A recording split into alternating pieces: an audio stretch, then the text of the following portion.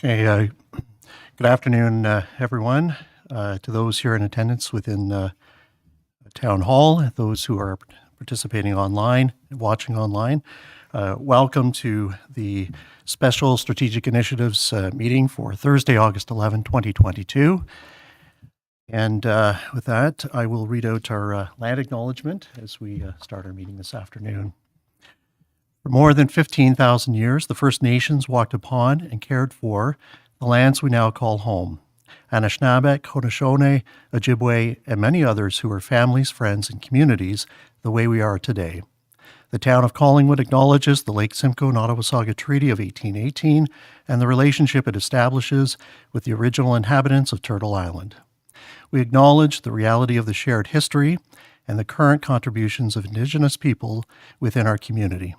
We seek to continue empowering expressions of pride amongst all of the diverse stakeholders in this area. We seek to do better and to continue to recognize, learn, and grow in friendship and community, nation to nation. And with that, I'll just note to those, again, who are with us at Town Hall and or participating online, I'm just looking for my whiteboard here so I can readjust the play sheet, because we've got a whole cast of new characters in attendance today, which is actually quite nice to see. So today is a very special opportunity. We've got 2 agenda items, and with that, it brings a number of key members within staff as well as consultants to the table to be able to provide and guide us through the 2 issues at hand. For those who are watching at home today and participating, the meeting will take place in 2 separate parts. We are about to commence, and then we'll go in camera almost immediate thereafter here within the chamber. Regardless of when we rise from in camera, if it is prior to 3, we will not start the second part of our meeting until 3 p.m. Okay. Today I've been provided with 2 absences, Councillor Carrier, Councillor Madigan, send regrets, and I have 1 request from a councillor that we adjourn at 5. We'll deal with that as the hour approaches. Okay? So with that, I'll look for an adoption of the agenda, that the content of the Special Strategic Initiative Standing Committee for agenda for August 11, 2022 be adopted as presented. Could I get a mover and seconder? I've got our Acting Deputy Mayor McLeod. I've got Councillor Doherty. Any questions as it relates to the adoption of the agenda? Seeing none, call the vote. All those in favor? Carried unanimously. Declarations of pecuniary interest. Councillor Carrier has consistently declared a matter as it relates to the second item that's on our agenda this afternoon. He has filled out the appropriate form to my knowledge, and he'll make the declaration public at the next meeting, which is on the 18th.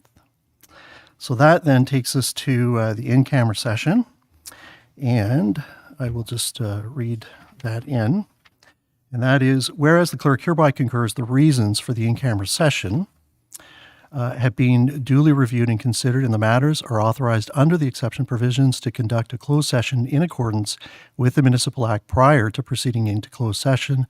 Therefore, be it resolved that this council proceeds in camera in order to address a matter pertaining to the security of the property of the town or local board, A, a proposed or pending acquisition or disposition of land by the municipality, A, a position plan, procedure, criteria, or instruction to be applied to any negotiations carried on or to be carried by or on behalf of the municipality or local board, again, A.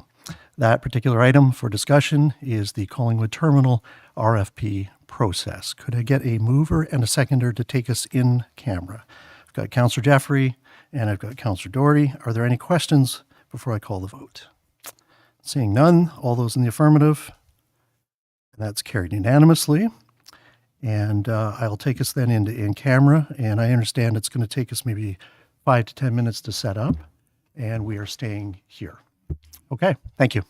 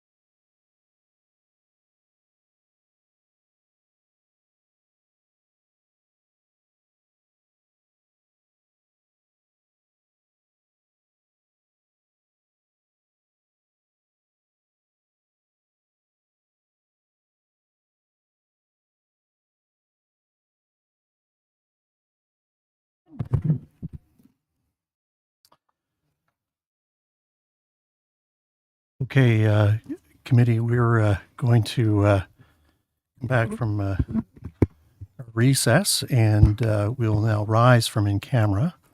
And if I could, I'll look for a mover and seconder to take us out of our in camera and back into the public session.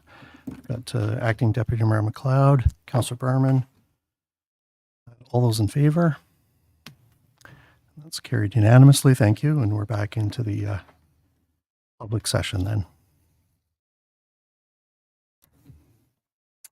I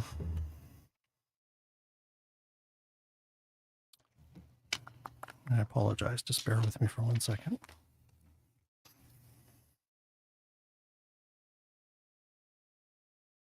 Okay.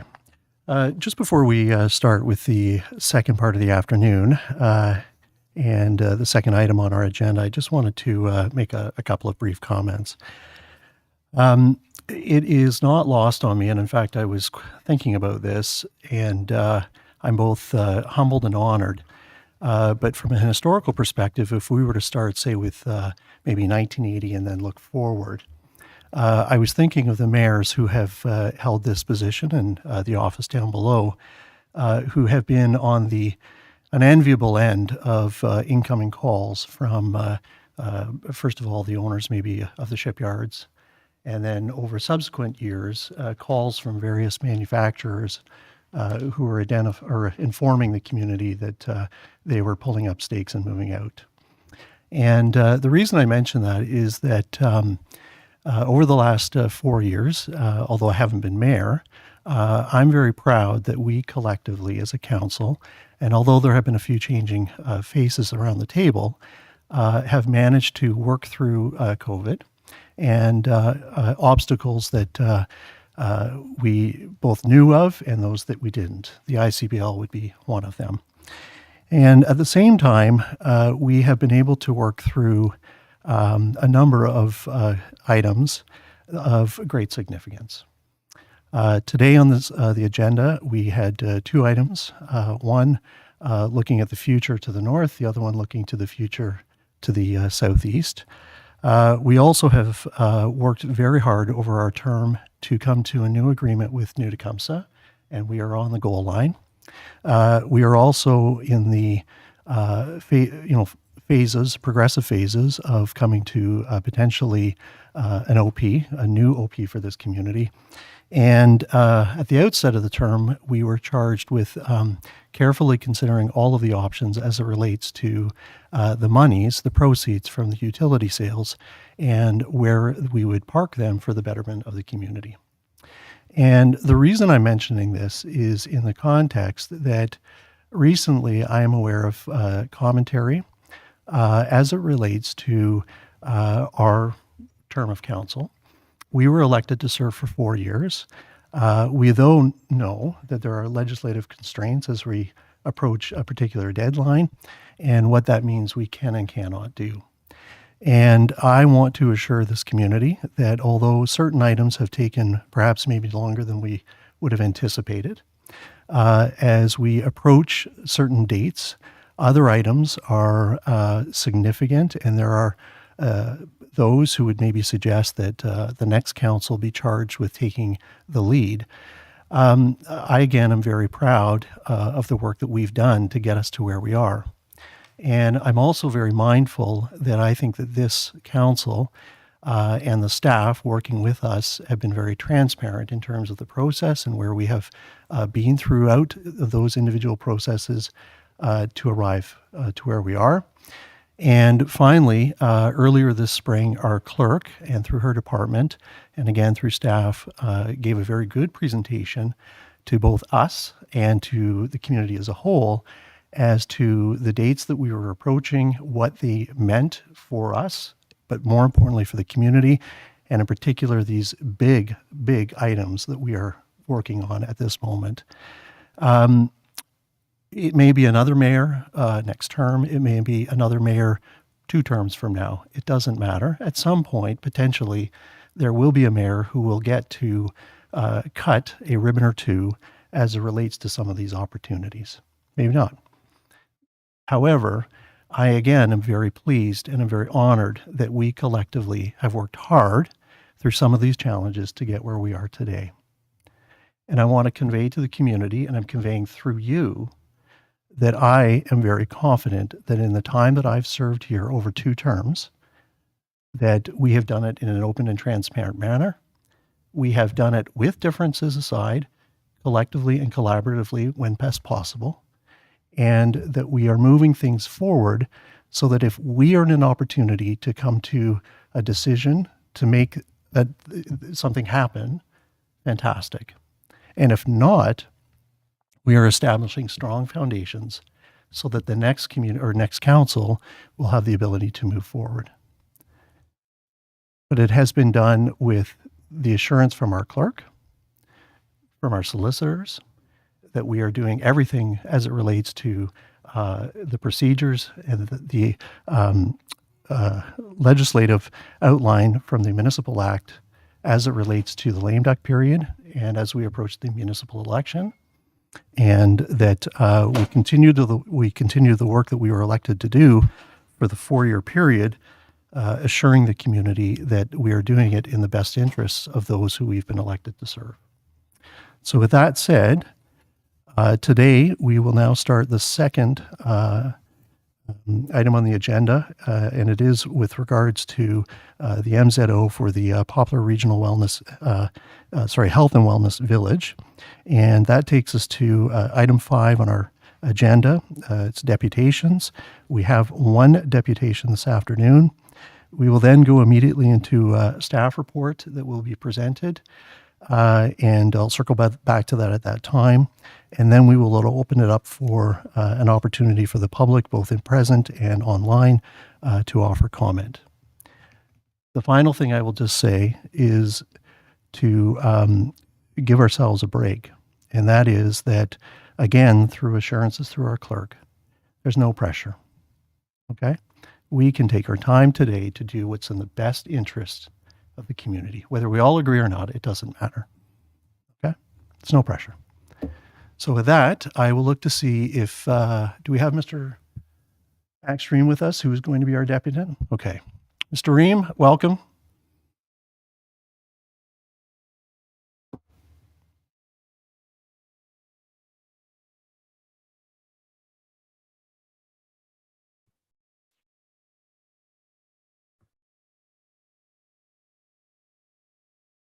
Your Worship, we do have Max Reim and his partner wishing to speak, so if they could turn their cameras on and unmute themselves. There we go. Thank Good you. afternoon, Mr. Reim. Good afternoon, Mayor Hull. Thank you very much. And thank you, Town Leadership, Strategic Initiative Committee, and staff for your continued support for this very important and very transformative Poplar Health and Wellness Village project. Mr. Mayor, Deputy Mayor, SIC Chair Jeffrey, councillors, and others have shown that tremendous leadership that Mayor Hull just discussed and shared with everyone in the community. And you've also shown your dedication to ensuring that this project delivers this compelling vision with the many decades of future benefits that will be delivered to the community of Collingwood and the entire region. And we are very grateful for your support and input over the past 13 months. I can tell you that on a personal level and a professional level, I have been very blessed, very fortunate to work with some truly great communities on transformative and catalytic community developments for almost the past 40 years. And the most successful and enduring placemaking projects, the projects that keep on giving to the community and others, are always the ones where we have strong, visionary, collaborative, and consistent public leadership to work very closely with for many years. And that's what these projects take to deliver. And when we do them right, they never end. It will be no different on this Poplar Health and Wellness Village. And we very much look forward to working with the town and community for years to come. We've experienced strong, collaborative, and visionary leadership here in Collingwood, which will help us make this project happen for the citizens of Collingwood for generations and make for a better project over many decades. The Poplar Health and Wellness Village will deliver Ontario's signature health and wellness hub for innovation and integrated health and wellness for Collingwood and Southern Georgian Bay. The Poplar Regional Health and Wellness Village will deliver tremendous benefits for years to come, including positive economic growth, new and exciting life sciences and other health-related employers, new quality and knowledge-based jobs, new community services, much needed support and housing for outstanding aging in place as an experience for people to live happy, healthy, longer, and with dignity. To deliver that much needed, much desired attainable workforce housing and so much more. Mr. John Poce is a well-respected citizen. He's also a successful businessman and a very generous philanthropist. And he most proudly is a wonderful family man. And he has dedicated much of his life to helping communities in Ontario, creating legacies of learning and education, healthcare and wellness, and much more.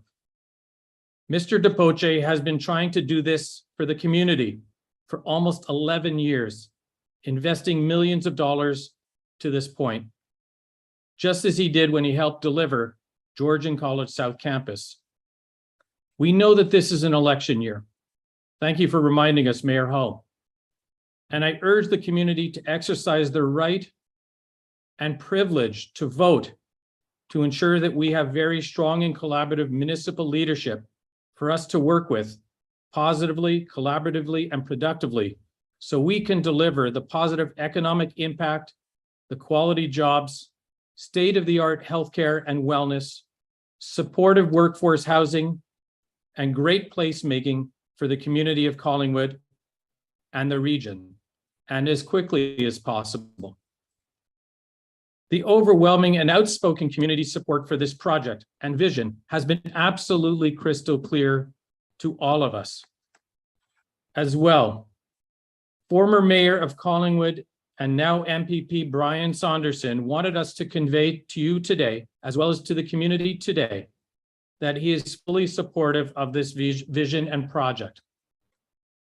And he is absolutely committed to Collingwood's and the region's best interests.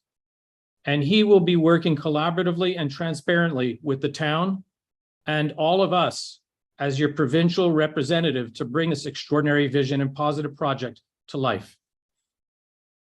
Now is the time to please endorse this MZO redesignation under option 6 and to invite the province to the table so we can all work together to create this wonderful positive legacy for Collingwood.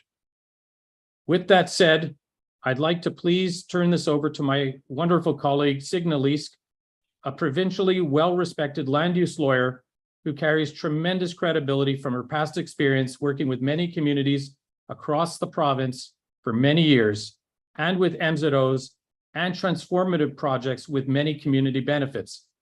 She will now walk you through the details. Thank you. Thank you, and good afternoon. You have an abundance of information and material before you, so I'm not going to repeat the submissions previously made to you thus far. Rather, I want to make and emphasize 3 points this afternoon. 1, support for the vision is clear. 2, the community benefits proposed are extensive and represent virtually all of the market value lift from this conversion. And 3, there can be no further delay. We request that Council endorse option 6, which is to endorse the revised MZO and continue to refine together with the proponents and the province at the table. To elaborate, support for the vision.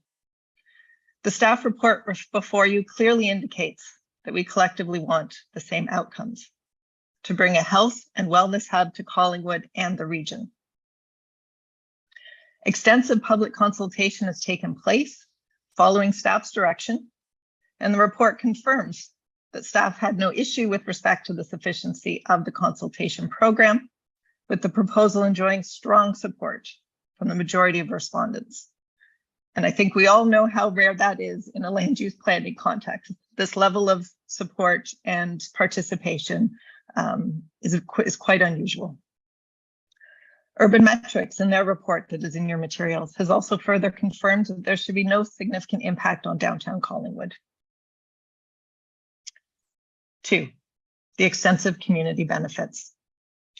Our client has also undertaken preliminary financial analysis of the metrics of the proposal, and the extensive land dedications alone represent virtually all of the increase in land value as a result of the MZO, without even accounting for the financial investment required to deliver the proposed 10% attainable housing. Urban Metrics points out in the report before you that the proponent must be granted flexibility to respond to evolving market conditions to ensure that the vision can actually be realized to the satisfaction of all involved. Yet planning comments seek to further limit revenue generating uses that are necessary to finance the project. The delivery of this project will require significant investment. It is not feasible to further restrict development while adding additional cost and community contributions onto one landowner. There is no additional uplift in land value for the town to capture. And to reinforce this point, our clients are willing to add to the list of commitments to be secured in an agreement that it will share with the town the greater of 10% of the increased land value resulting from the MZO or the community benefits offered in the draft MZO. And that's the greater of, to be clear. We are confident when the town completes its financial review, it will be abundantly clear that the benefits being offered greatly exceed the amounts the town would otherwise obtain through value capture or other legal mechanisms. Poce and Live, Work, Learn, Play have committed to make positive contribution to the community. There just simply isn't anything more to give. And lastly, 3, it is time to endorse option 6 and direct staff to work with the proponents and the ministry to enact an MZO and finalize the necessary agreements. Options 1 to 2 that are before you in the report do not result in the realization of the vision. The staff report itself confirms through discussions with the ministry, yet another MZO would be required to deliver the vision. Option 3 seeks to defer endorsement of the MZO on the basis that the province and presumably the proponents cannot be trusted to work with the town to finalize the MZO and agreement. And I submit to you that this is inappropriate. To date, the proponents have engaged in an iterative process with the town at the proponent's cost. Staff requested more control to establish the districts and timing of development. Therefore, a commitment to the town to review detailed block planning and phasing of the development was added.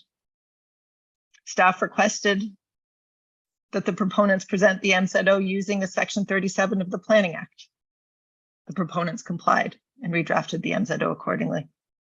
Staff requested limits on market housing, limits on retail uses, minimum employment uses. The proponents complied and revised the MZO. As noted, through option 6, the proponents are willing to work with the town and the province on the final form of MZO. But the revision suggested by the town's planning consultants to further limit any market housing, the range of retail or employment uses will make this vision unfeasible. This is not a publicly funded project. There must be flexibility to deliver the vision, or there is no vision. Staff have noted that they do not recommend option 6 simply for the reason that there is no legislation or other tool to compel the province to work with town staff. With all due respect, this comment is not helpful and provides no guidance. As you probably all well know, this statement is true of the provincial role in all municipal authority. As Mr. Reim mentioned, the Honourable MPP, Mr. Brian Saunderson, who in his previous role as Collingwood's mayor was very supportive of this vision, has committed to work with the town and the proponents as the provincial point person with the Minister of Municipal Affairs. And we'll have the town's best interests in mind, and we'll work transparently as your representative at the provincial level to bring this vision to life. If the town wants to see this vision materialize, we urge council to proceed with option 6 so that staff may work with our clients and the province on refining the revised MZO and implementing an agreement to secure these commitments without further delay. The parties have come a very long way since the inception of this project to arrive where we are today, and we urge council to endorse the MZO so that we can continue to work together to implement the vision.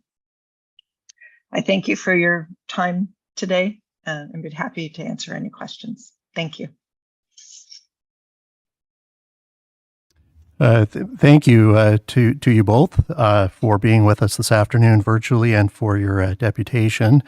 And I'll look to my colleagues around the table if there's anyone who would have a question for either today at this point. Go ahead, Councillor Doherty. Thank you, Chair. Just one question, and Mr. Reim alluded to the fact, or at least has asked us to consider that there can be no further delay to this decision. And I was just wondering if he could elaborate on that, on the reason why. Mr. Reim. Thank you very much for the question. As mentioned, Mr. Poce has been trying to create these wonderful legacies and community benefits for 11 years. We've got volatile market conditions. We've got new leadership and consistent leadership at the provincial level. We have the demand from your community, and your community has spoken. We know of major institutions that need to start planning for the future of community healthcare and much, much more.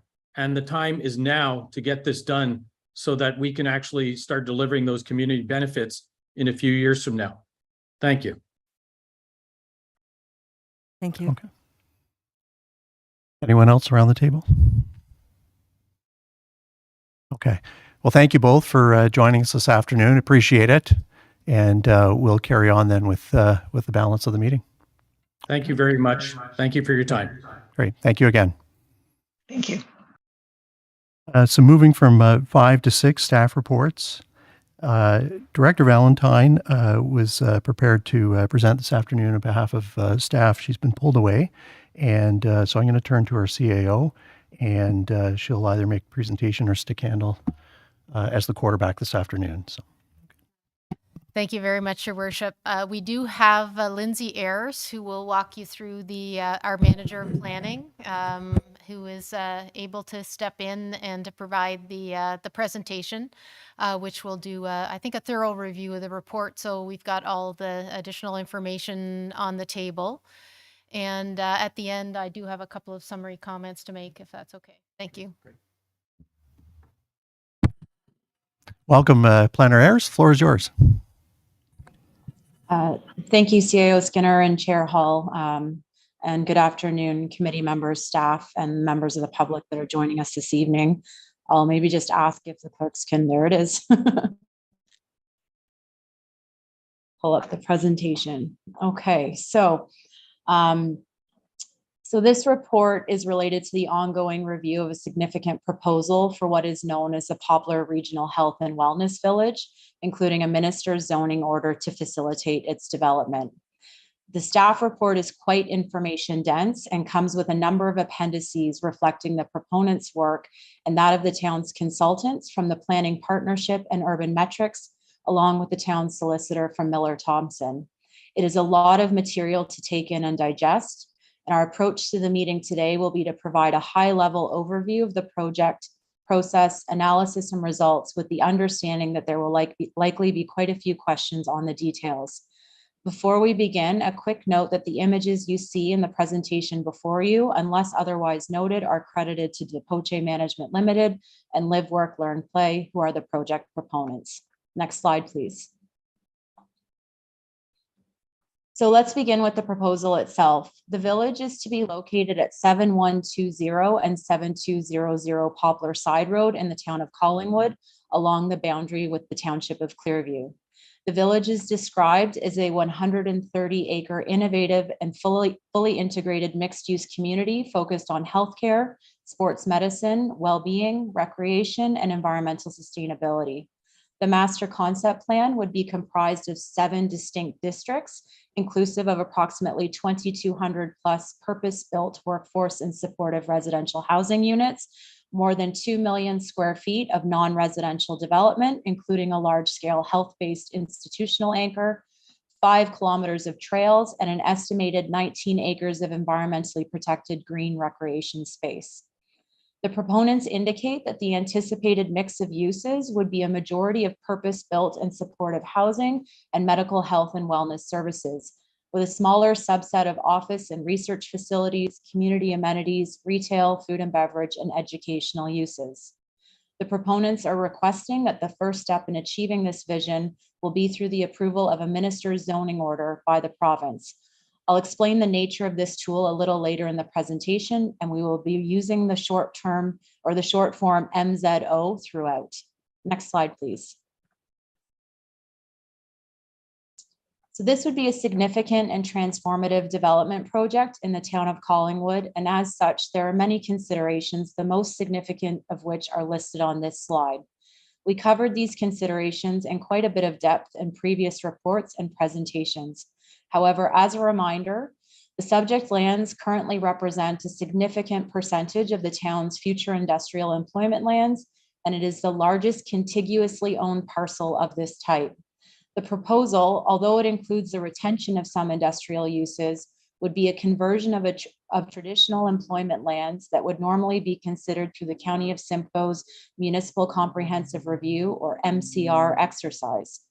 The MCR projections are showing a shortfall of jobs and deficit of employment area lands in the town by 2051. The proponent estimates the number of jobs that will be created by this proposal is over 3,500, primarily institutional, office, and light industrial in nature. Similarly, the conversion would permit in part residential uses over and above the existing designated greenfield areas in the town, which were considered sufficient to meet the anticipated population growth to 2051 through the County of Simcoe's MCR forecast and land needs assessments. There would be approximately 2,200 additional units created as part of this proposal, adding significantly to the supply in the town. The proponent is committing a minimum of 10% of housing units would be attainable and/or affordable, though a mechanism to ensure this comes to pass remains a live discussion. The proposal also reserves land for a large institutional health anchor, which could be the Collingwood General and Marine Hospital, should relocation be determined as a viable option in the hospital's capital planning process. A quick reminder here that the hospital modernization and redevelopment, whether on the current site or in another location, is the decision of the province and the hospital and not the municipality. Significant public and community amenities also form part of the vision for the village, including an outdoor market, gardens and pavilions, parks, trails, a splash pad and playgrounds, performance space, fitness facilities, and many more. Undoubtedly, these features would provide significant benefits for the multi-generational residents of the village and beyond, but depending on future ownership arrangements, these may result in an ongoing cost for the municipality. And lastly, the proposal would represent an unconventional approach to economic development, where the town could be the forerunner in promoting a new form of economy, an economy focused on health and wellness, knowledge, creative culture, and tourism. This would involve largely setting aside conventional perspectives about economic development and the attraction of traditional industrial or business park models of employment by embracing a different vision for the town, which may better align with the town's physical location, natural amenities, changing employment trends, and community-based strategic plan and economic development action plan objectives. The impacts on Collingwood's downtown have also emerged as a key discussion point on the economic development side. Next slide, please. The scope of review for this project was set by council earlier this year and remains the same, and is facilitated by assistance from expert consultants in the land use planning, economics, and legal fields, as well as in-house staff.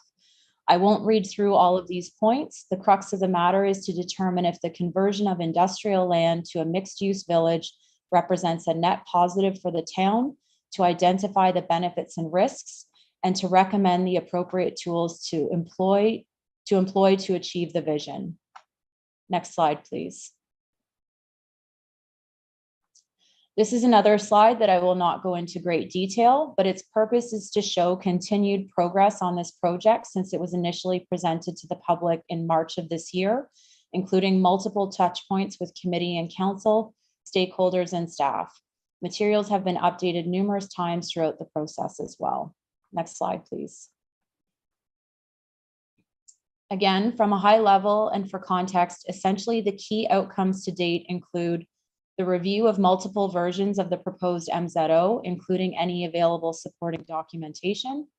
Significant public engagement has occurred on the overall vision, which remains of interest to the municipality and generally appears to be embraced by the community. As noted, the vision would place the town in a position of an economic forerunner, and that comes with benefits and risks. Throughout the process, the team has been identifying and seeking ways to maximize the benefits while minimizing the risks. One way to do this, which was endorsed by council, is to support the land conversion in principle by applying a deferred development zone to the property, allowing for more detailed zoning work on the 7 districts to be undertaken after the approval of an MZO, including all of the necessary supporting documentation and public consultation. This approach was deemed as unacceptable to the proponents, the reasons for which are outlined in the report. In that light, alternatives have been proposed by both the proponents and the town's expert advisors and have evolved over time, being informed by the public engagement that has been undertaken. More recent to the discussion is the notion of community benefits. Again, we will get into more detail about what the term means later in the presentation, but you will see in the most recent version of the MZO that the proponent has included a list of benefits they would commit to as part of the MZO. And that brings us to today, where staff and the expert advisors were directed by council to review the July 20th materials provided by the proponents. The question as to whether the vision is a likely net positive for the town has been answered in the affirmative, and council has also thus far generally supported fast tracking the proposal through the MZO tool. The remaining questions are, what is the appropriate content for the MZO, and does that remain the optimal process to secure the benefits and mitigate the risks of the proposal? Next slide, please. So as promised, I did indicate that we would review, particularly for those members of the public joining us today, what exactly is an MZO. An MZO is a tool under the Planning Act that allows the Minister of Municipal Affairs and Housing to exercise powers to change zoning on lands with no notice or consultation required. The decision is not appealable to the Ontario Land Tribunal and is not required to be considered for councils to be satisfied that the proposal has planning merit and community benefits, along with ensuring that any consultation or documentation required to make an informed decision on endorsement is undertaken or provided. MZOs are amendable or revocable only by the minister. Next slide, please. Historically, the use of MZOs as a planning tool has been sparing. More recently, 44 MZOs have been issued between March of 2019 and March of 2021, which is double the total issued in the previous almost 2 decades combined. MZOs have been a controversial tool that can be successful if used judiciously in the spirit of cooperation and having regard for the greater public interest. There are examples where MZOs have been employed effectively with municipal and public support to efficiently deliver outcomes for projects with provincial significance. Conversely, there are instances where MZOs have not been efficacious at achieving community goals and have been viewed as an inappropriate way to bypass local planning processes. A recent Auditor General's report indicated that MZOs undermined and disrupted the land use planning process reducing transparency, and opening the process to criticisms of conflict of interest and unfairness. The MZO tool only controls the zoning on the lands, and in most cases, including for the village, future planning applications would be required and would follow the normal course, including public consultation and appeal rights. Next slide, please. You will also hear me refer in this presentation to another tool under the Planning Act called the Community Infrastructure and Housing Accelerator tool. This is a new tool which we'll simply call the CIHA. The CIHA is a similar tool to an MZO, but with additional transparency and municipal control. An order made under CIHA would similarly change the zoning on a property without the need to be consistent with the provincial policy statement or to conform to provincial or municipal plans, and is not appealable. However, an order made under CIHA requires notice and municipally led consultation. Unlike an MZO, the minister may also impose conditions on the CIHA order and require an agreement to be registered on title. If there are any subsequent applications on the land, those also do not have to be consistent or conform with the provincial or municipal planning instruments, which was a challenge with MZOs. The minister may revoke or amend a CIHA order. The legislative provisions necessary for this tool were put into place under Bill 109, the More Homes for Everyone Act. But as per the Planning Act provisions, the CIHA cannot be used by municipalities until guidelines are developed and posted by the province. In discussions with ministry staff, while we understand that the guidelines are a priority project for the province, there was no commitment to a specific timeline, though late summer or early fall is a possibility. Next slide, please. Returning to the proposal, part of council's direction on the matter included the requirement for the proponents to engage in robust community consultation prior to council making a decision on whether or not to endorse the requested MZO. That program was developed and led by the proponents with staff guidance in terms of the appropriate methods of engagement and stakeholder lists, as would typically be used for a planning application of significant magnitude. As outlined by the proponents and summarized in the staff report and consultant memoranda, there were various in-person, in writing, group and individual engagement opportunities offered. There was also a website portal where individuals could get more information about the proposal or submit written comments, media outreach, and a project package. The result is that there was broad community engagement on the vision. The word vision is specifically capitalized on this slide to highlight the fact that the consultation was about the vision. From what staff were able to ascertain through direct observation and reviewing the materials provided, there was limited discussion about the tools to achieve the vision or the content of the requested MZO or any challenges with the proposed approach. What was heard was widespread support for the vision, with some dissenting voices along the way, but those were far outweighed by positive comments. We also assessed the materials provided for potential audience gaps, and while it is indicated that there was outreach to Indigenous communities as well as the downtown business improvement area and others in the industrial or development communities, it was not clear as to what the results were of that outreach and what specific feedback was gained from those groups. Most of the questions posed or concerns raised by the stakeholders involved the how aspects of the project, meaning how would the vision be achieved with reasonable certainty in a manner that maximizes benefits and mitigates challenges. This mirrors the consulting team and staff's recommendations thus far that any tool used to achieve the vision must include sufficient checks and balances to ensure that the concept that was presented to the public and other stakeholders is what results on the lands. Next slide, please. After the consultation was completed, as part of the package submitted by the proponents on July 20th, was a revised MZO that was updated in part to respond to the feedback that was heard. I would note here that the town received a version of the MZO with minor updates on Tuesday evening of this week, which are not reflected in the staff report, but I have tried to update the slides in the presentation accordingly. The consulting team, town solicitor, and staff reviewed the revised MZO, and the following key changes are noted. prohibiting hotel, motel, single detached dwelling, semi-detached dwelling, and duplex dwelling uses anywhere on the property. Prohibiting sensitive land uses adjacent to the industrial area bordering the site to the north. Adding a height limitation for mixed-use buildings. Requiring a minimum percentage of non-residential uses on the ground floor of mixed-use buildings. Requiring a minimum combined gross floor area for office, institutional, and light industrial uses. Capping the gross floor area for retail uses on the site.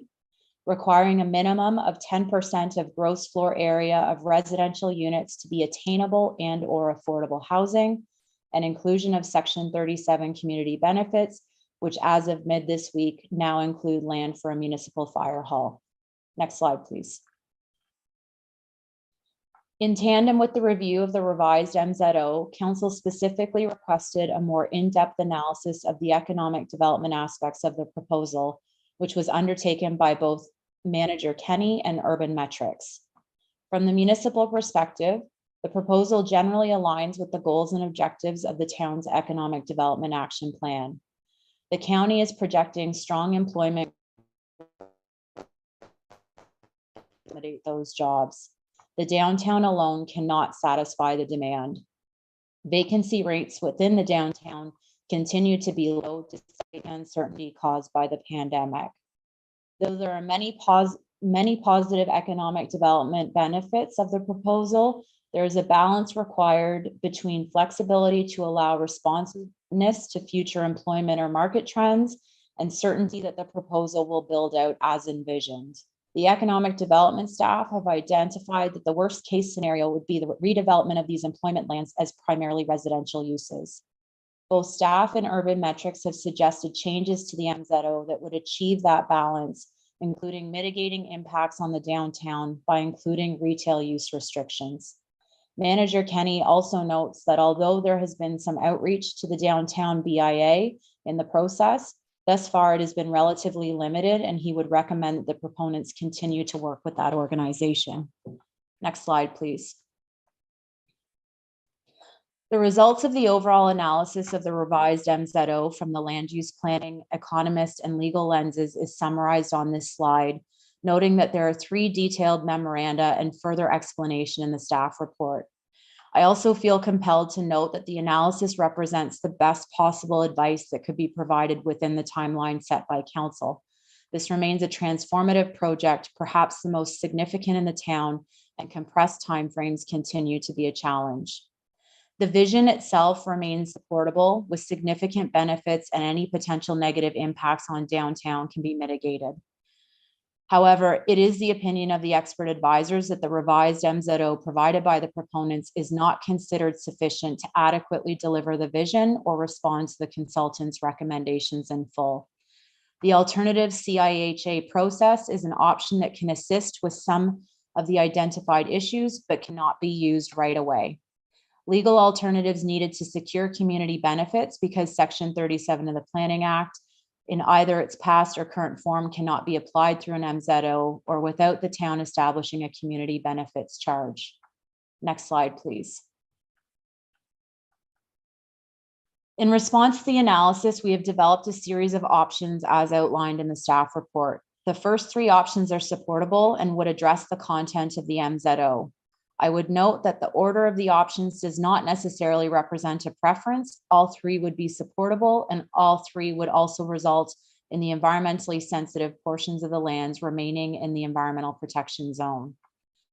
Option 1 remains unchanged from the original recommendations of the consulting team that were endorsed by council in principle, being the application of a deferred development zone to the entirety of the property, allowing for the conversion to mixed use, but would also pave the way for a more detailed zoning process informed by a block plan and supporting studies.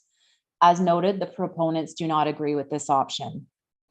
Option 2 is similar to option 1 in that the majority of the property would be in a deferred development zone, but the 30 acres set aside for a possible hospital relocation would be immediately zoned for that use, or to the more general community service zone, which would permit a hospital along with other major institutional anchors that would be central to the proposed vision.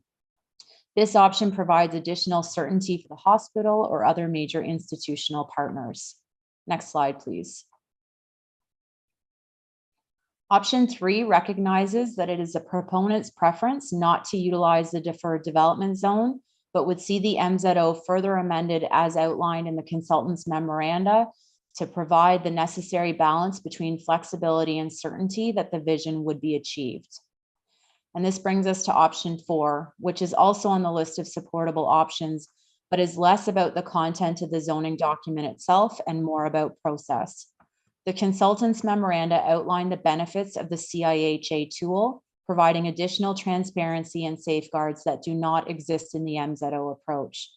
This option would see the MZO converted to a CIHA order and the CIHA process followed once the guidelines are released. I would note that this option would need to be used in parallel with one of the first 3 options that direct the content of the order itself.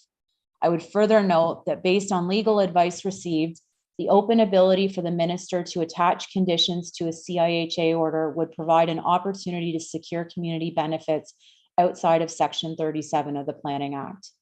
Next slide, please. Additionally, we have provided 3 alternative options for Council's consideration, but we are unable to recommend them based on our review of the revised MZO. Option 5 would be the endorsement of the revised MZO as presented by the proponents, which in the opinion of the expert advisors does not achieve the vision as outlined to the community. Option 6 would be to endorse the revised MZO as presented and rely on the province to further refine the content. This option is not recommended because once the MZO leaves the council table as an endorsed document, there is no guarantee that the province will work with staff on further refinements, and even if those refinements did occur, the MZO would not return to council or the public before being approved by the minister. And lastly, option 7 is essentially to abandon the process by not endorsing any MZO or similar tool and returning to the traditional planning process. At this point, such a move would not be recommended as the benefits of the project do appear to warrant some type of fast tracking. Next slide, please. In looking at all of the options, the recommendation being advanced is for council to choose any of options 1, 2, or 3, respecting the content of an MZO. If council sees the benefits in waiting for the CIHA tool to become available, then option 4 would also be selected and the MZO would be converted into a CIHA order. Next slide, please. The consultant's memoranda and staff report also cover the notion of community benefits in detail. Legislative or other legal tools exist to secure community benefits where there is a height or density increase requested through zoning and/or a significant uplift in land value as a result of a municipal action. Benefits can include a cash contribution, land for municipal uses, affordable housing, public art, recreational facilities, and more. Benefits can be commensurate to value uplift in land. The proponents appear generally amenable to the provisions of some community benefits and propose an offering in the revised MZO. Council requested land uplift evaluation to inform community benefits negotiations, which has been undertaken by Urban Metrics and provided to council. There was not sufficient time to complete the analysis regarding community benefits, and therefore we are recommending that any endorsement by council would be contingent on successful negotiation of community benefits to the satisfaction of the town. Next slide, please. Okay, we are coming to the close of the presentation and wanted to take a moment to highlight some future forward thinking that resulted from lessons learned along the way in this process. There have been significant and will be ongoing non-staff costs associated with the review of this proposal. There is no municipal fee or contingency fund in the town's fee bylaw, and therefore the town entered into an agreement with the proponent to cover such costs. That commitment should continue, ensuring that the costs are not borne by the general taxpayers.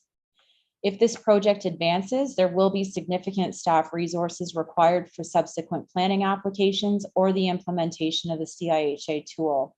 Staff would report back on those resource needs and options, including the potential for the proponent to pay for a contract staff person or consultant to fast track these applications. Staff have also been approached by several other landowners also interested in the MZO process or the CIHA tool to advance their development proposals, meaning that there may be additional requests in the future. Staff are suggesting that there should be a policy framework developed to set up a process to deal with such requests and an appropriate fee structure developed to recognize the significant municipal staff investment. Next slide, please. In closing, I want to recognize that even the high-level overview that was just presented is a lot to take in for both council and the public. There is also a large volume of written materials associated with this item, providing even greater detail. This is a large and complex project. This first step, though one of a multi-year series of further applications, is a critical component for the town and the wider community, and we collectively want to get it right so that the stage is set to achieve the transformative vision. You will have noted that the future forward section of the staff report also includes a reminder that the decision on whether or not to endorse a privately initiated MZO is not impacted by the lame duck period. Although we appreciate that council is anxious to make a decision, there would be no pressing need to do so prior to lame duck. To summarize, you will see that the staff report includes 2 recommendations, both of which are supportable. The overall recommendation is for council to select one of the recommended options 1, 2, or 3, and proceed with endorsement of the MZO, subject to the required revisions as outlined in the selected option and to the successful negotiation of community benefits. Once those actions have been completed, the package for the MMAH would be prepared and reviewed. Any non-staff costs would continue to be borne by the proponents. And finally, staff would report back on the future forward items. Next slide, please. The alternative resolution would come into play if council wishes to pursue the CIHA tool. It would be the same wording as the overall resolution, but would replace clauses 3 and 4. The replace clause 3 would see the MZO converted to a CIHA order and the CIHA process followed once the guidelines are available. Because the CIHA is municipally led, the replace clause 4 would have the proponent not only cover consultants and legal costs, but also staff costs, recognizing that the town has not yet established a fee for CIHA requests. Next slide, please. And thank you, Mr. Chair, for the opportunity to summarize the report. And I would note that we have quite the team assembled to assist with further clarification or questions, including Manager Kenny, Mr. Ron Palmer from the Planning Partnership, Mr. Stephen O'Melia from Miller Thompson. Mr. Faludi from Urban Metrics is on vacation, and although he may join, Mr. Palmer can speak to his memorandum, noting that Mr. Faludi will be present at the August 18th council meeting. The proponents are also in attendance as already presented this evening or this afternoon. And of course, CAO Skinner and other members of the senior leadership team are here this afternoon. And with that, this concludes my presentation. Thank you.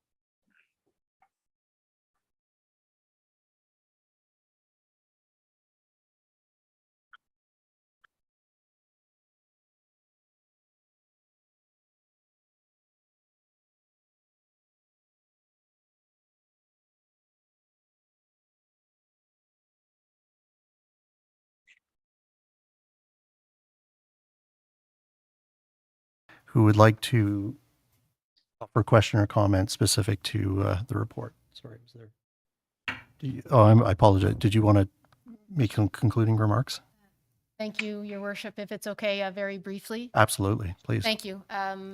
This important decision, it's a very exciting opportunity for the town. The report is clear that with 2 willing parties, both working toward the same vision, this could be very positive. And we also recognize that we're at a stage where we're in a negotiation between these parties and looking for council's endorsement to push this forward or not. And the public input's been very positive. We do understand the proponents' position well, and they've been generous with their time and the discussion on why they have the position that they have. It is up to us as staff to make sure that you have everything you need for a balanced analysis. And we provided three key recommended options. You need to be comfortable that you're ready to make a decision. There is some pressure to make one quickly. It is, we have noted that while, there's some reasons to do so, you do have the flexibility to continue to make that decision throughout the duration of the term. And staff are really looking to, in the options 1 to 3, to have zoning related to the areas that the proponent is proposing in the health and wellness village vision in the zoning order itself, or in tools where the town will have an active voice in agreeing with changes in the future. Really appreciate, and I just want to draw more attention to the commitment to community benefits today of the greater of the 10% of the increased land value or the community benefits offered. One would assume that was including the lands for the hospital entity. And that is a regional facility, not only a benefit to the town of Collingwood. However, that is a strong commitment from a staff perspective that's new to us today and positive. One of the questions that I have as a staff person is, if we went to negotiate with the province, what changes would the proponent be willing to make that would they not be willing to make at the town level prior to sending items to the province? Somewhat rhetorical. I think the proponent's already spoken today, but that would be one of the things that I have in mind. The recommended motion, and I did want to say this before you got to the part where you're talking about the motion, is in 2 parts. Part 1 is about the content of the zoning document. And we are very happy as staff to have flexibility. We do see the benefits of the proponent, who is going to their own partners and investors being able to do so. However, we do recommend strongly options 1 to 3. And however, options 5 and 6 are available to you, which is endorsing the revised MZO as it is today, or endorsing the revised MZO as it is today and continuing to refine it with the province. I do note that in the case of options 5 and 6, the community benefits are not within the MZO powers of the minister, so that would be something that we would be negotiating separately with the proponent. And in the second part, we're just looking to confirm the methodology or the tool used to move forward with the MZO, or potentially the CHIA, Community Infrastructure and Housing Accelerator tool, upon which we're waiting the ministry's guidelines so that it can be put in use. I do wish to articulate loudly to council and the proponent, the public, and the potential investors that once council has made a decision, we are, as a town, a good partner as a town. We're willing to work, vigorously with the decision in place toward a continued revitalization and joint action. So this is about what's the agreement to move forward or not. And if that agreement is made, I want just to show us as the good partner that we can be in moving this forward. Chair.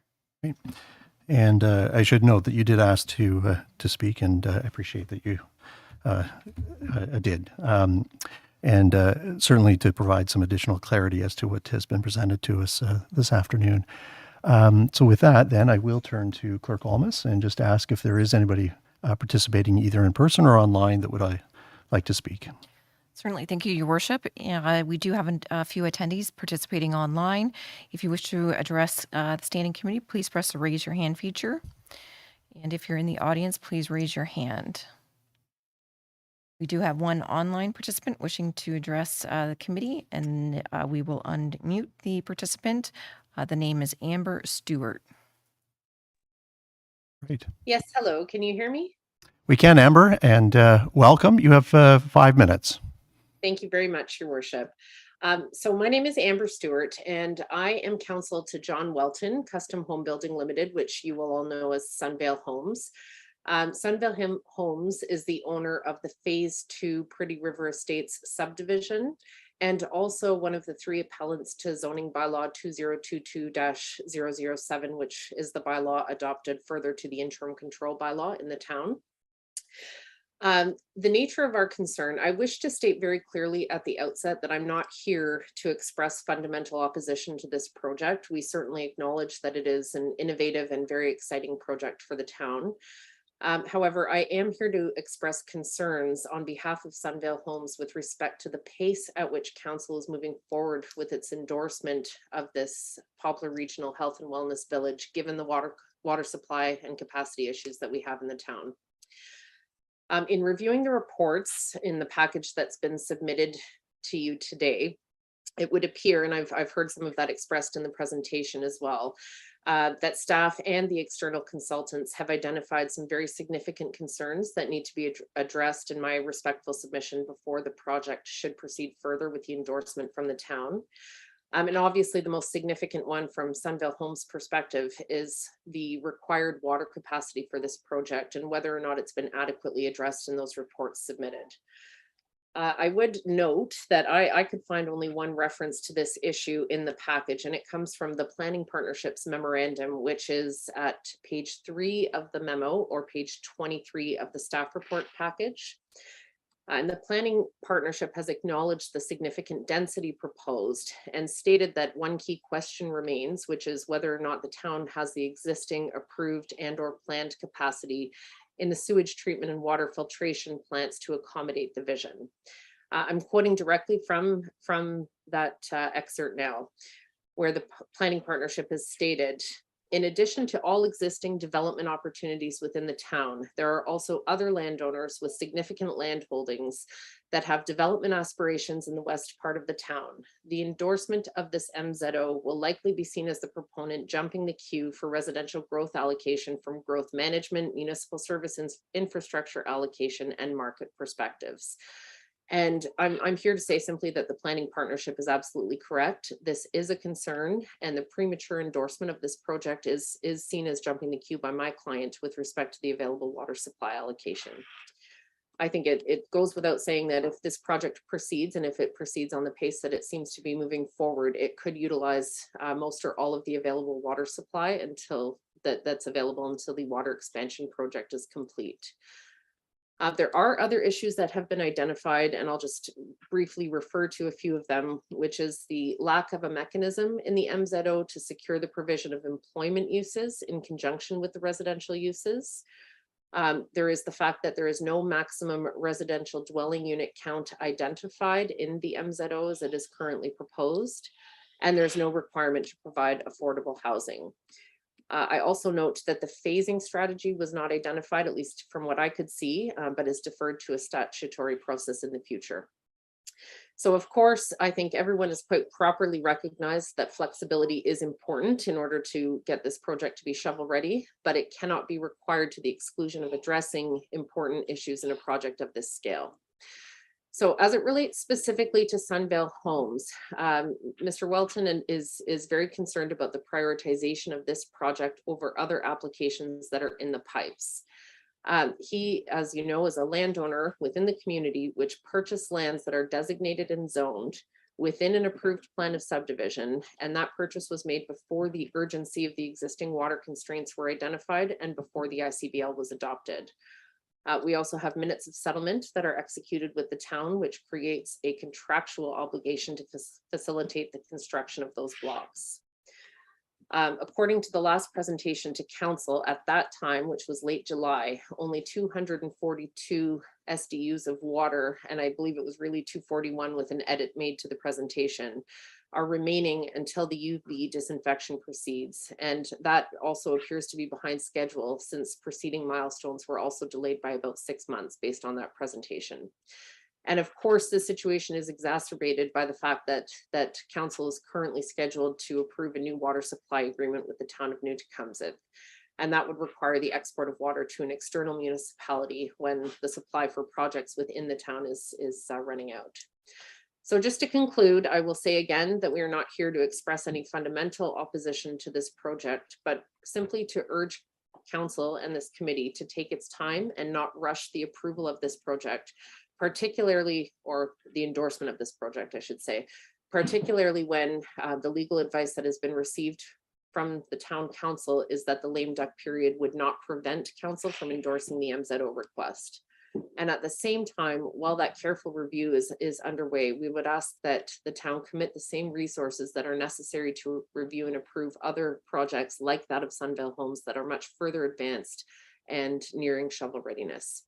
So that's it. I didn't keep an eye on the time. I hope I didn't go too far over my 5 minutes, but subject to any questions, thank you. Those are my comments.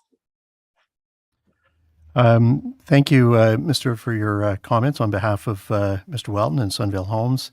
And certainly this council has heard on several occasions, and we do appreciate the comment and feedback, whether in person or in writing from Mr. Welton. And I don't want to speak for everyone around the table, but we certainly take very serious the issue in terms of ensuring the capacity is protected on a go-forward basis, whether we're talking about water or sewer, so that we can ensure that things, no pun intended, properly flow to ensure that progress continues to move forward. You've asked several things within your comments related to capacity, affordable housing, mechanisms to protect employment versus housing, new tech agreement, et cetera. And I'll just maybe look to our CAO to see if some of those could be addressed and or if we could respond appropriately. Thank you, Your Worship. I think some of the items that were mentioned are concerns that staff had as well. Some of the commitments are relatively flexible right now in the single MZO, even the updated version that has been provided. So they talk about mechanisms to secure employment. Well, I'll give you an example. It talks about 60,000 talking about services a lot, 60,000 square meters being dedicated to 3 types of use, including employment and 2 other uses. And what that does is it provides some flexibility, but doesn't require that any lands, for example, be dedicated strictly to employment. The 60,000 could be to the other 2 types of uses. And not saying that that's what the proponent would do. I think they've set out their vision, but we're just talking here about what the on paper registered on title commitments would be moving forward. So I think that those were reasonable comments that are relatively in line with those provided by our planning staff and our consultant experts. With respect to services, the servicing would not typically be committed at this point, but would follow in a subsequent process. Thank you, CAO. And again, Mr. Thank you for participating and for your comments this afternoon. Thank you very much, Your Worship. Clerk Olmus, is there anyone else participating online? Or There's no further individuals wishing to address the committee this afternoon. Okay. Okay. Thank you. So with that then, we've got the 6 of us here this afternoon. As I had indicated at the outset of the meeting, 2 are absent. Councillor Carrier had indicated prior that he had a conflict and has declared consistently throughout the process and will do so publicly. And Councillor Madigan sent regrets on Monday. So with that then, I will open it up to my colleagues if there's anyone around the table. And I do see Councillor Jeffrey, you've got your card up. So thank you very much, Mayor Hall. I just need to clarify, I've been working in discussions with you and with the CAO and the clerk, and it was very clearly my intent when I brought up the request for this matter to come to the Strategic Initiative Committee so that it permitted an opportunity for more public input if required. And Councillor Hamlin asked at that same time to have the addition of staff information that addressed some of our planners' questions that had originated in a beginning presentation. But I was very clear in my intent at that time that it was my intention to bring a motion to endorse the MZO process. So with that, for tonight, I'd like to bring a reading of an option that's really not 5 or 6. It's a combination. I think it's a little more expanded, and I'd like to read it in. But also, I have 2 other requests for information that I would like added to the staff report for when it finally comes to council. So procedurally, I don't know what order the clerk would prefer that I do those in. My concern also is that we have been onboarded a lot of information in a very short period of time. And given the mayor's comments, I do think it would make sense for us to be able to have some conversation today, take in the information, but move forward the recommendation or refer the recommendation to the council meeting on August 18th in a timeline that the mayor and clerk found optimal and practicable given the significant importance of this decision. So with that, I have an option to read in. I have 2 other requests for information to be added to the staff report when it does come forward. Okay. Thank you, Councillor Jeffrey. Would it be appropriate to have the 2 options identified first, just from a clarity standpoint, and then have it's a motion that you intend to read in? Yeah, or they're notice? well, I don't know if it's a notice. It's part of this, and it's just a request for information. We would typically at committee amend a staff report to have more information at the time council considered it, and it would be additional information we're not available to have today that might weigh in on our decision at that time.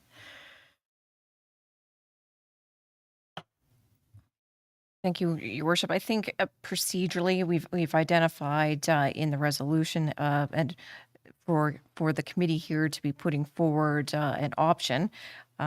It could be any one of the 7 options that were presented. So I think Councillor Jeffrey, if she has an option that is similar to one of the 2, similar to the 2 options, but she wants to put on the floor, and there's no other individual around the table that wants to put forward the staff recommended option, we could move forward with Councillor Jeffrey's wording at this time. Okay. All right. Thank you very much, Mayor Holland, to my council colleagues. So here is my motion and it's a bit long, that council endorse the request to the Minister of Municipal Affairs and Housing to enact a minister's zoning order for the subject lands substantially in the form of the most recent revised MZO wording submitted by the proponents, which would permit the lands to be developed for the Poplar Regional Health and Wellness Village with the requirement of a minimum of 10% attainable / affordable housing and 60,000 square meters of employment in the form of office, institutional, and light industrial uses. And further, that staff be directed to work with the proponents and the Minister of Municipal Affairs and Housing to prepare a final minister's zoning order consistent with these recommendations.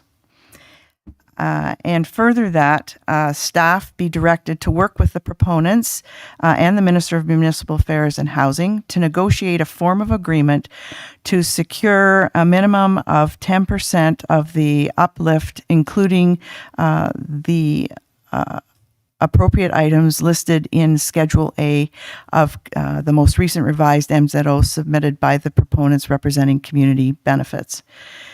And further, that all staff and non-staff related costs continue to be borne by the proponents, with further work proceeding only after coverage of expenses has been confirmed.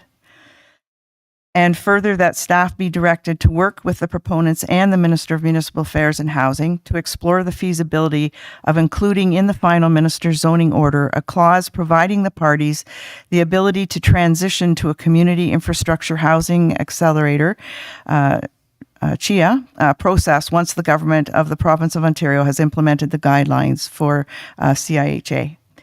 And further, that this resolution be forwarded to the Minister of Municipal Affairs and Housing together with the vision book provided to council and town staff as confirmation of council's support and direction. And further, that staff be authorized and directed to do all things necessary to give effect to this resolution. And Councillor Berman would like to second that. Okay. Councillor Berman, that's the case, okay. I'm going to, if you would be kind enough, I am going to ask that you read that a second time. Sure. For the benefit of all. Yes? Sorry, just, could that be forwarded to us? I find it impossible to follow. It was so long and I'm sorry, but even if you read it 3 times, I'd be still like, what was the third point? Thank you. Thank you. And through Mayor Hull to Councillor Hamlin, it includes many parts of what already we have been presented. There's nothing new in here. It's just a combination of a lot of things. But I did forward it to the clerk, but in my meeting with the CAO and the clerk, it has been refined since then as well. So I don't have that in typing, honestly, at this point. It's just handwritten and scribble. I can take a picture of it and forward it, but you will not make sense of it. Well, don't read it from my perspective, because I won't be able to understand it. Thank you. Or you said you have what? Thank you. I have generally the original version. I can send that Sure. as a reference point, but there has been some modification I noted. And if I might, Mayor Hull, through to the clerk, 2 of the items I took out because they're going to be 2 separate requests for information that would be added when the staff report comes back to council.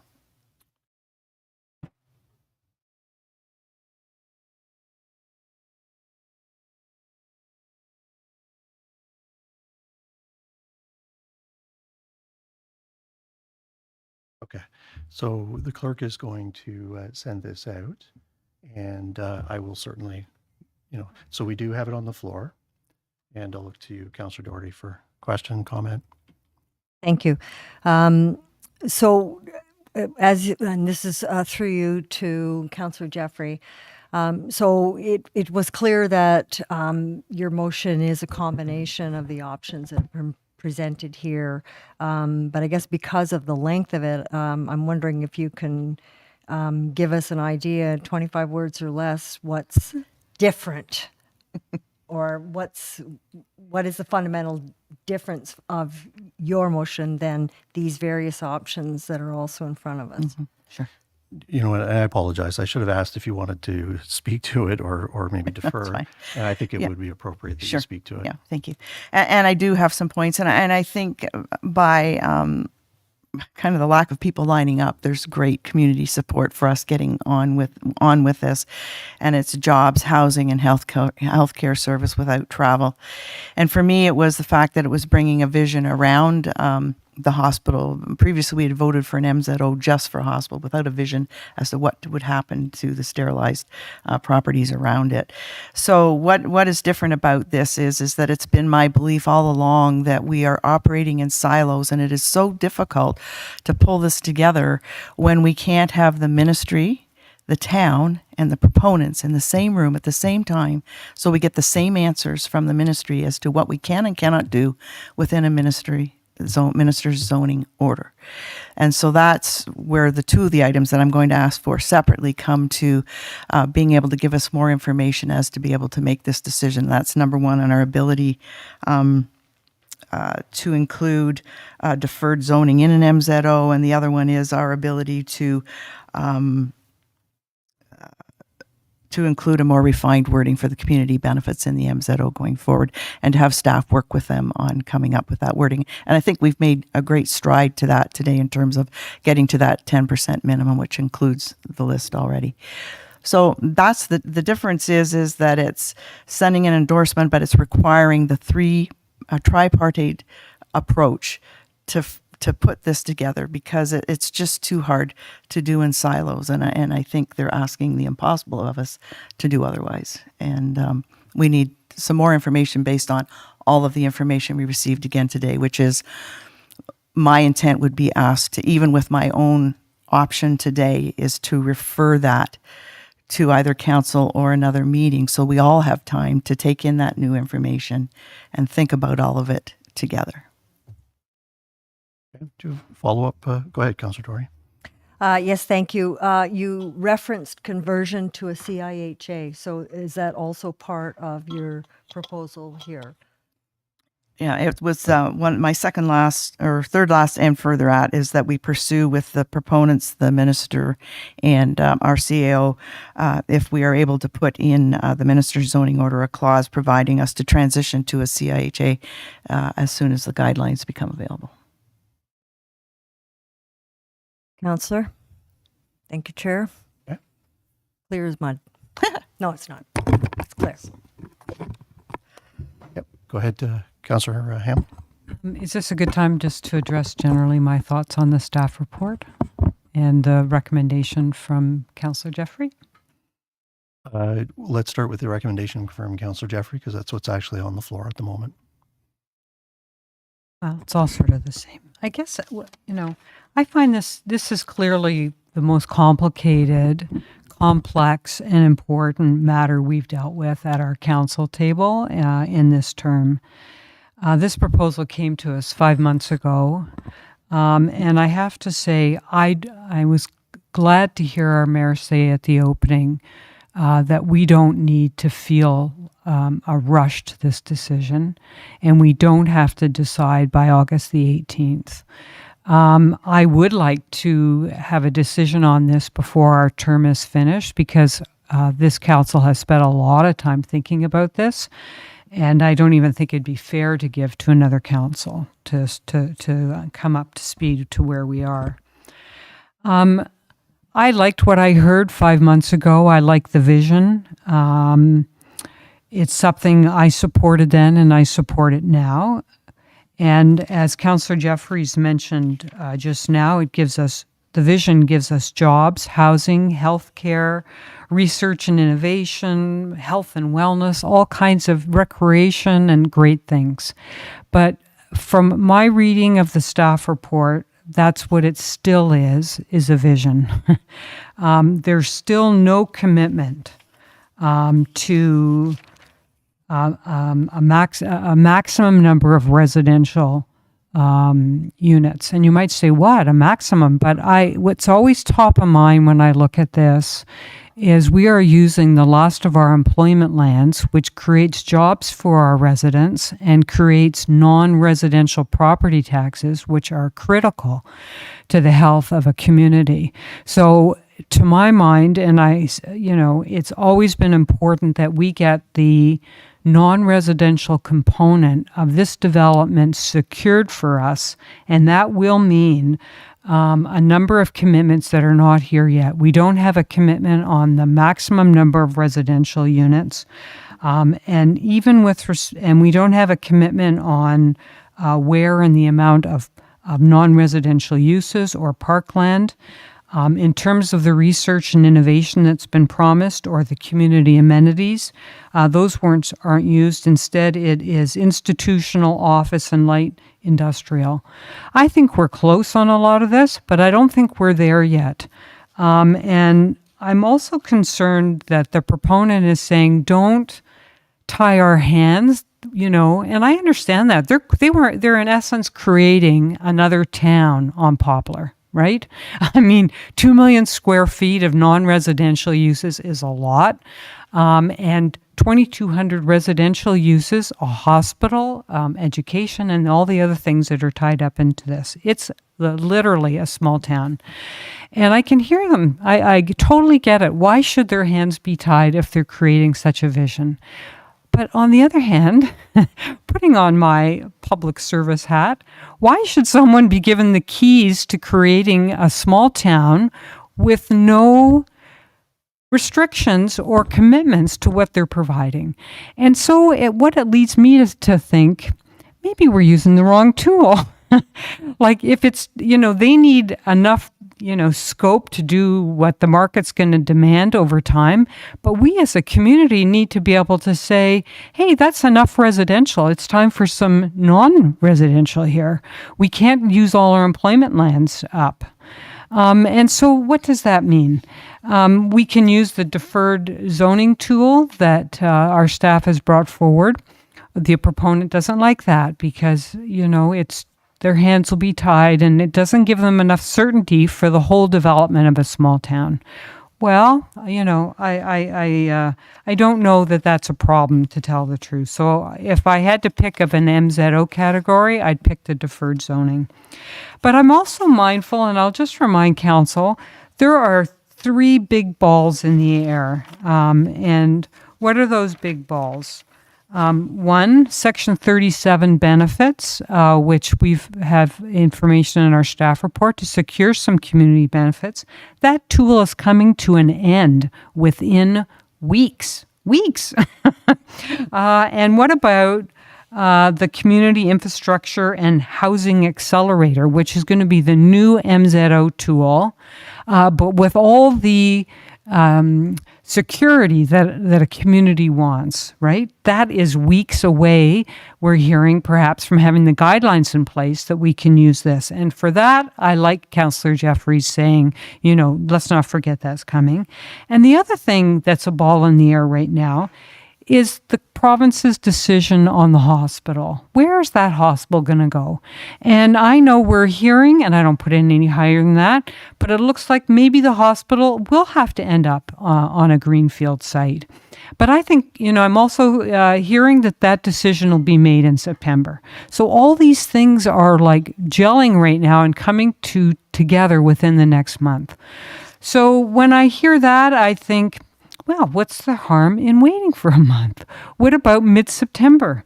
And the other thing I want to put on the table, and I did like Councillor Jeffrey's suggestion that why aren't we at the table with the province? I totally agree with that. But what I think about that is these guidelines that are coming out. And maybe if it's too hard for the province to put guidelines in place for the whole of the province within a few weeks, although they're saying they're trying to, maybe we could get some guidelines for our project, just for us. And for those of us who are going to be at the AMO conference next week, we know we have a meeting with the Minister of Municipal Affairs, and we're going to talk about the MZO. And I'm certainly going to say, what about guidelines for us? Just for this, give us the tools we need, give us the staff, give us the political staff, let us sit down and see if we can figure this out. I think as a community, we like the vision, but we want to make sure we get the vision. And Minister, you've given us the tool, but because the tool's only been used for, we want a Costco, we want a Walmart, single users, it doesn't fit. Let's create a small town on Poplar. So, and hence we're getting this new tool, which we don't have the guidelines for. So I'd like to say, Minister, you want to give us a greenfield hospital site, maybe? You probably know, we don't know yet. You want us to do all these wonderful things down here. Like, sit down and tell your staff to work it out with us and give us the security we need to protect our community in the long run.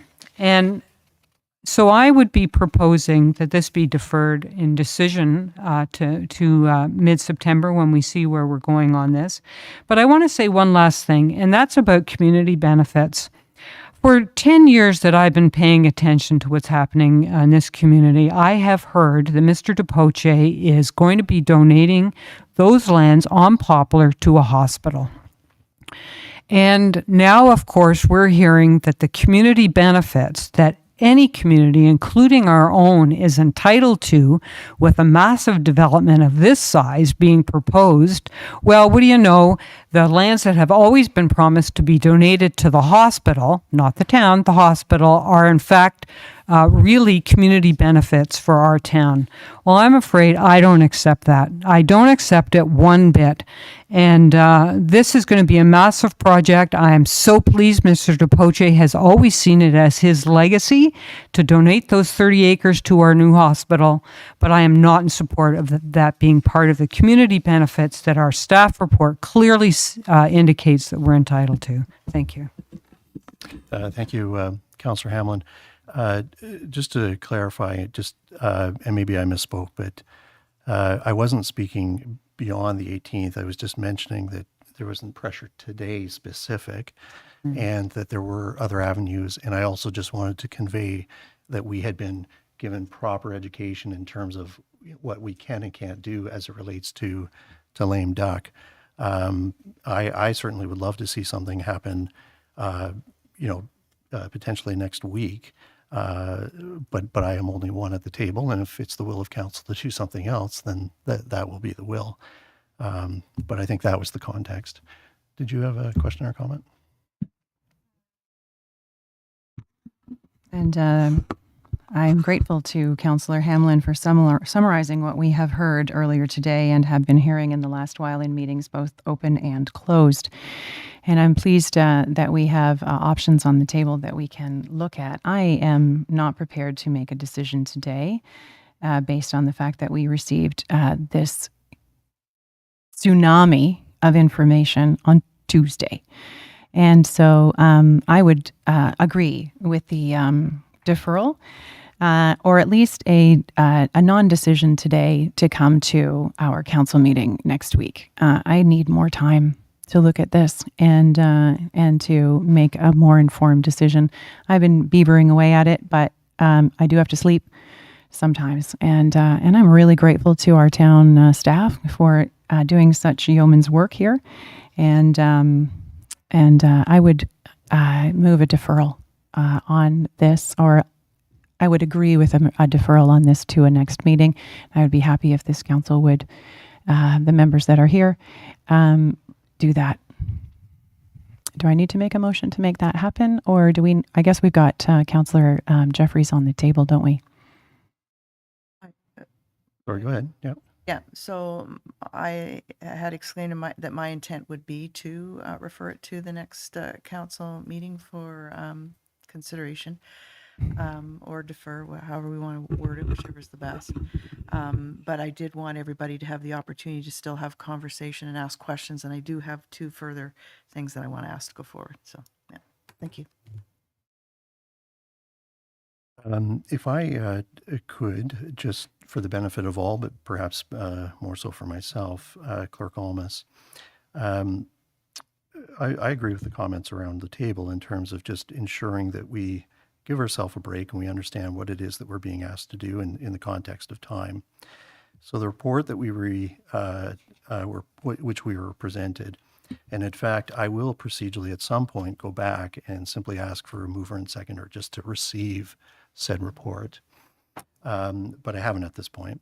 But with that, it does not preclude if either the motion that's on the table right now is carried or defeated, or if a deferral is requested and passed, that we, have the ability on the 18th at the next meeting to, in fact, actually look at all options and move forward, whether it be at that particular time or whether, again, we move beyond the 18th. Is that a fair?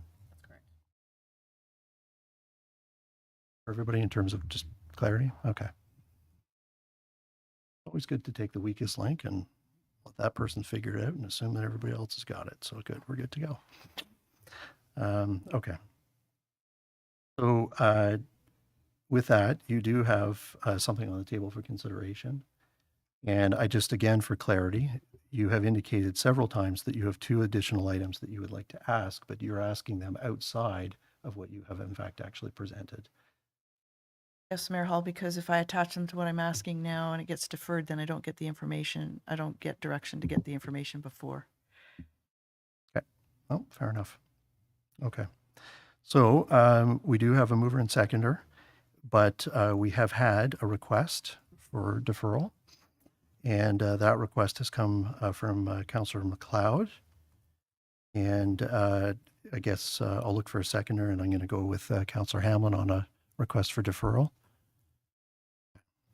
And again, if the referral is passed, an opportunity for all of these things, as well as potentially additional questions, can still be asked and then answered appropriately.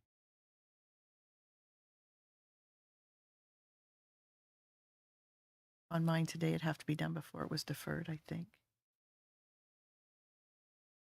I'm just looking at Councillor Hamlin with her card.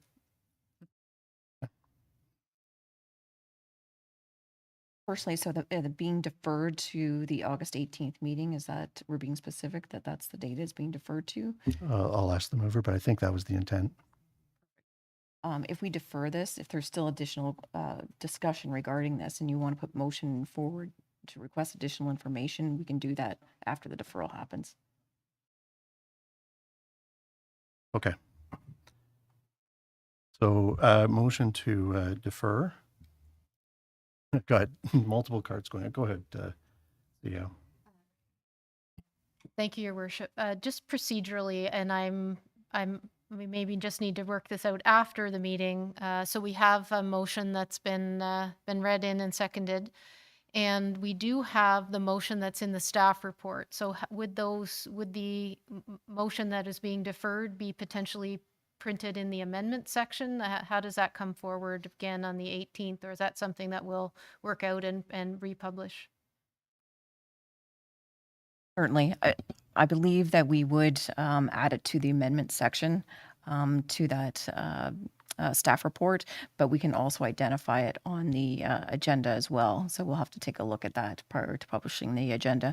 We do have to publish the agenda by tomorrow afternoon as well to meet our timing deadlines.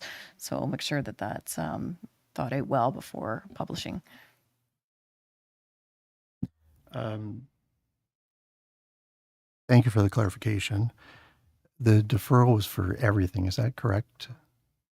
Okay, so I actually haven't tabled to receive the report today.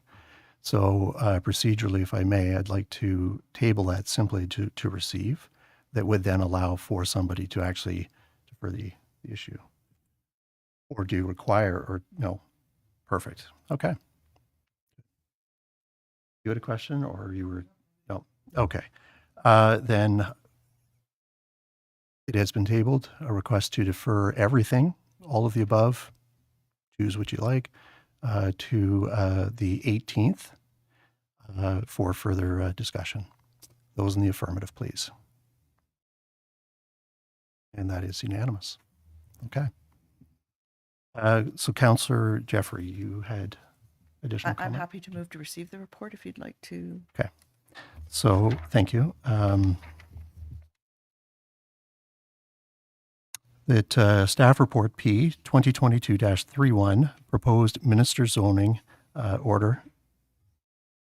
Are you looking at? I'm just wondering, sorry, I thought Councilor McLeod indicated that she hadn't reviewed it in the details, so I don't know if the comment was that it wasn't ready to be received. Council can make that decision if there's going to be a motion put on the floor. And actually, just a moment though, it asked that I didn't have to actually table, but I still need to table it to send it to next week. So we don't need to. Okay, we don't need to? Okay. So Okay. So back to your two. all right. So the first one is to have staff pursue in writing from the Minister of Municipal Affairs and Housing. Oh my God.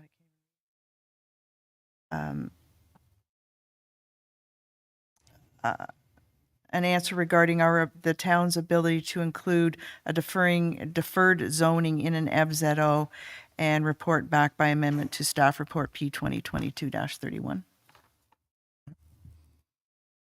And the second one is that staff be directed to work with the proponents up to the circulation of this recommendation to council. That'll give you till tomorrow, I guess, for its consideration to include refined wording on the common benefits, targeting a minimum of 10% of the uplift calculation, including the list, for inclusion as amendment to the report. Been captured.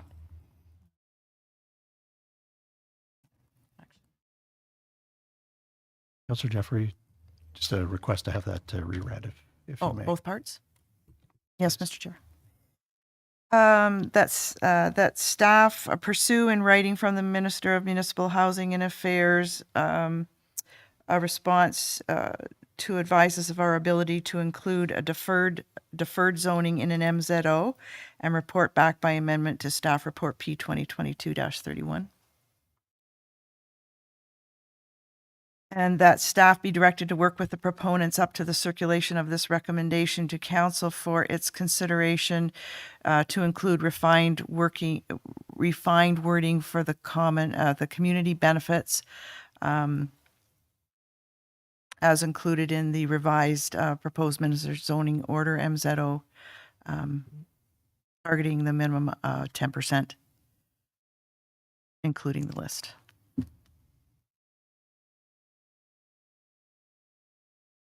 Yeah. Thank you. Just a couple of comments through the chair to Councillor Jeffrey. we can pursue the deferred zoning in the MZO. We have met a number of times with the ministry. I don't know if they will commit in writing. We can certainly ask them again. I think they have referred it to our various legal counsels, and we're at a difference of opinion, but we'll certainly go ask that question again should the vote be to do so. With respect to refined wording for the community benefits, happy to work on refined wording and to talk with the proponents. I would point out that community benefits are not a power allowed to the minister under an MZO. We have confirmed with the lawyers and the ministry that Section 37 is not one of those powers. So what we would be doing in having that conversation is looking at the vehicles that would enable such a commitment between the proponent and the town. And we could probably have a productive conversation there, but I just wanted to confirm it wouldn't be under that particular tool and of the minister's purview. Thank you, CAO. Councillor Jeffrey? Yeah, and to respond to that too, then included in my deferred motion was the fact that we would be addressing that tool as a tripartite to figure out how that could happen. Okay. Any other questions?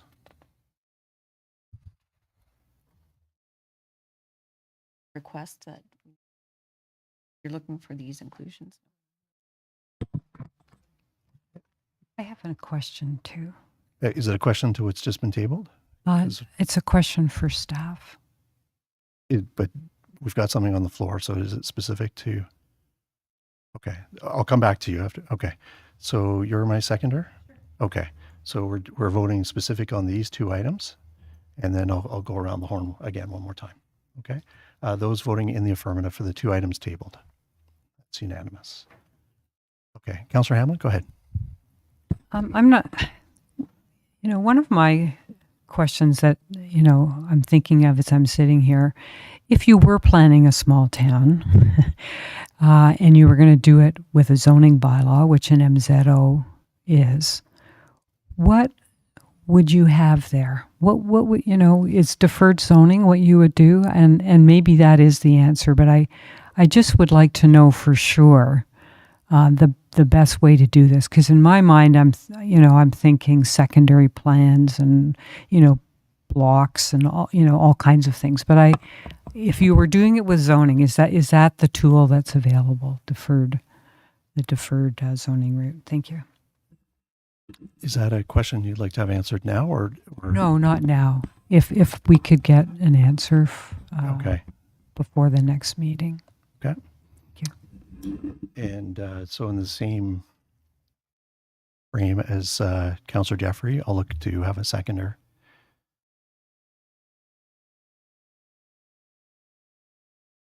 You're my seconder? Okay.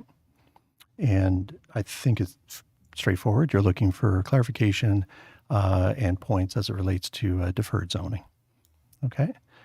And those in the affirmative specific to that request, please. Okay. And that's unanimous. Are there any other questions, comments? Okay. I'm going to bring to an end item 6 on our agenda. And we'll move to item 7. Councillor Jeffrey, you had indicated 5 o'clock that you needed to leave. So if we go beyond, please feel free to leave. Okay. Clerk Almas, is there anyone either online or in person that would like to speak to any item as it relates to our agenda this afternoon? Thank you, Your Worship. And again, for the clarification, as indicated by Mayor Hall, that the attendees, either online or in person, may address the Standing Committee regarding any of the items only on the special meeting, not other items within the Strategic Initiatives Committee mandate. If you wish to address the committee, press the raise your hand feature, or if you're present, raise your hand. There's no attendees online, but it looks like from our gallery here. Sure. Okay. Welcome, Mr. Fryer. And thank you, Mayor Hull. minutes, sir. Go ahead. Thank you, Mayor Hull and members of council. And I hadn't intended on speaking, but it was very, very interesting and extensive matter you're dealing with here, and very interesting conversation. And I wanted to first begin by apologizing again for mistakenly referring to you on Monday night. I didn't even know I'd done it until afterwards. So I'll just say that again, just face to face. Thank you. Just very briefly, listening to everything, and I'm just wondering if an endorsement to proceed in some way, and there's a variety of ways that you've talked about, happens. I wondered if through you to the CAO we could get thoughts on the official plan process, and is there any impact on it? I understood from listening to the virtual meeting call, there was seemed to be a reference to the fact that they didn't expect it to pass until the fall, and perhaps even to new council. I might have misinterpreted that. So could we just maybe get a little clear picture on what thoughts there are about the impact on the official plan process, if any, I guess? Absolutely. And I'll ask our CAO to offer comment, please. Thank you. Thank you through the chair to Mr. Fryer. One of the items that is set out in the report, and I recognize it is quite long, it's on page 8 of 20 of the actual report, is a discussion on the official plan. We do have our official plan consultant available to speak to this item if you would wish him to address it briefly, because there are some considerations that really wouldn't be settled until we knew the outcome of this and the Palmer. Yeah, absolutely. Mr. Palmer, if you'd be kind enough to join us. I know, well, I shouldn't say join us. You have been with us, but if you could give comment, it would be appreciated. Welcome. Thank you, Mr. Chairman, and thanks for the question. The official plan today, in its current draft form, does not consider this vision yet. If council determines that they wish to proceed with this vision, then we would need to look at how it would be appropriately recognized in the official plan. We would probably recognize the conversion of the lands outside that are in the MZO proposal and set up some kind of land use designation that defers all the land use conversations to the MZO itself. Of course, it has also got implications to the ongoing work at the County of Simcoe and their municipal comprehensive review and ultimately their new official plan. But as discussed earlier today, the MZO approach fundamentally usurps official plan policy, and it becomes its own entity that would need to be recognized. It would have an impact also on the growth management section of the official plan in terms of population projections, employment projections, and other things that would simply need to be recognized somehow to make sure that everything works together and in the future decisions are made with the recognition that this development entity exists and has an impact. I hope that answers your question. Mr. Fryer? Certainly, and if that was already in the written part of it, I appreciate the confirmation from the planner. That's great. It was not. Okay.